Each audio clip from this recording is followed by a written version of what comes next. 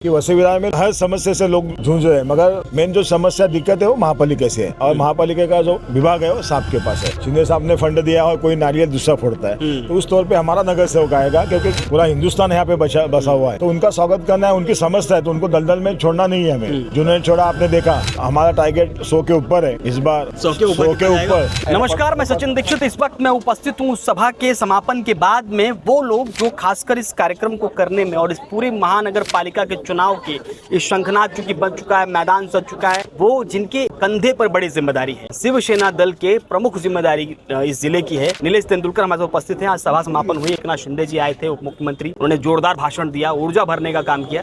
आइए बात करते हैं उनसे कि इस सभा के बाद और वर्तमान स्थिति में क्या पूछेंगे, क्या कहेंगे नीलेश जी। जिस प्रकार से आज उप मुख्यमंत्री का आगमन हुआ, सभा हुई, इस सभा के बाद ऊर्जा किस प्रकार से और आगे क्या कुछ कर रही है? ऊर्जा तो शिव सैनिकों में 24/7 की रहती है। हमारा नेता भी ऐसा है कि चुनाव है इसलिए हम कोई मेला लेते नहीं या कोई शाखे का हमारा उद्घाटन नहीं होता है। शिव सैनिक हमेशा काम करता है, लोगों से जुड़ा हुआ है। मगर महाराष्ट्र में आपको जैसा मालूम है कि आज बहुत जगह नगर पंचायती का वोटिंग चला है और कल उसका रिजल्ट भी है, गिनती भी, कुछ स्टे था, बाकी सब कुछ है। तो 29 ग्राम पंचायत महापालिका का जो चुनाव है 10 साल के बाद हो रहा है, मतलब हमारे तो 10 साल के बाद हो रहा है, कुछ लोगों का 2-3 साल आगे पीछे। तो कार्यकर्ता में उत्साह बहुत है और शिंदे साहब ने उसका उद्घाटन चिमारी आपा की पावन भूमि, जीवदानी माता हो, भवानी माता, उनकी भूमि है, पावन भूमि में शिंदे साहब ने नारियल फोड़ा है। तो मुझे लगता है हमारे शिवसैनिक के लिए एक बहुत बड़ी हत्ती का बल, शिवसैनिक में तो बल रहता ही है, मगर हत्ती का बल आया है, डबल बल आया। इस कार्यक्रम क्या लगता है आगे आने वाले समय में जिस प्रकार की यहाँ पर रणनीति होगी, तो महायुति का किस प्रकार सीट बंटवारा होगा, क्या उसको लेकर अभी पेच फंसा हुआ है क्या? कि अभी भी उप मुख्यमंत्री शिंदे साहब ने साफ तौर पर मंच से कहा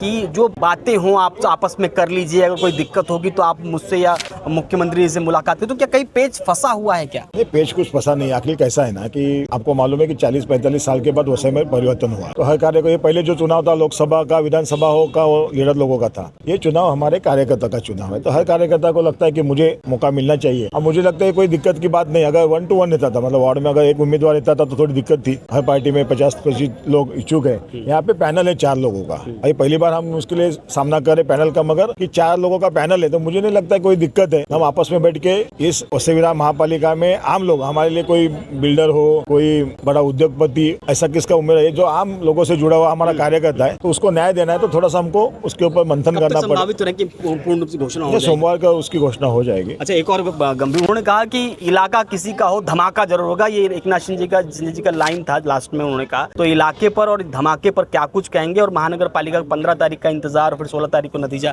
उस पर? नहीं, इलाका किसी का हो मतलब एक कार्यकर्ता को ऊर्जा भरने, कार्यकर्ता के दिल में, ताकि जो मैंने मेरे स्पीच में भी बोला, आप भी ने देखा कि वसई विरार में लोगों से अलग हर समस्या से लोग जुड़े हैं, जूझ रहे हैं, मगर मेन जो समस्या दिक्कत है वो महापालिका से है और महापालिका का जो विभाग है वो साहब के पास है। तो साहब जाहिर सी बात है कि साहब से ज्यादा लोगों की उम्मीद है, इसलिए साहब ने बोला कि बाबा, तब सरनायका ने अपने स्पीच में बोला कि शिंदे साहब ने फंड दिया और कोई नारियल दूसरा फोड़ता है, तो उस तौर पे हमारा नगर सेवक आएगा, क्योंकि MP हो, MLA हो, तो उनको एक लिमिटेशन है लोगों से जुड़ा हुआ। शाखा प्रमुख नगर सेवक कोई हमारा अगर कारपोरेटर बनता है तो बड़े पैमाने पे लोगों से जुड़ा हुआ आदमी अगर आएगा, तो मुझे लगता है बाला साहब का भी ये सपना है, हम लोगों का भी सपना है, अच्छा कार्यकर्ता को हम न्याय दे सकते। विकास के मुद्दे पे क्या कहेंगे, क्योंकि आगे चल के आपको विकास का मुद्दा रखना, और ये सीधे तौर पे हमारे और आपका चुनाव है, एक गली का चुनाव है, जिस प्रकार से वहाँ के आम समस्याओं का चुनाव है, तो इस पर आप कैसे कहेंगे, कैसा मैनिफेस्टो होगा और किन मुद्दों के साथ मैदान पे जाएंगे? नहीं, कैसा नहीं कि मैनिफेस्टो बताने की जरूरत नहीं है। यहाँ के रास्ते, यहाँ की बिजली की समस्या, पानी की समस्या, लोग मगर पूरे आशिया खंड की बात करेंगे, इससे ज्यादा मैं बोलूंगा तो आशिया खंड में सबसे सस्ता वाला मकान वसई में मिलता है। तो लोग आ रहे हैं, अभी लोग आ रहे हैं, तो उनका स्वागत हमें करना है। वसई के नागरिक है, पूरा हिंदुस्तान यहाँ पे बसा हुआ है, तो उनका स्वागत करना है। उनकी समस्या है तो उनको दलदल में छोड़ना नहीं है हमें। जिन्होंने छोड़ा आपने देखा, मगर हमको उनको न्याय देना है। उनको लगना चाहिए कि हमारी जिंदगी में कोई तो एक अच्छा बदलाव आया, और उसके लिए हमें कारपोरेशन लाना है। तो कारपोरेशन जितनी कितना भरोसा है कि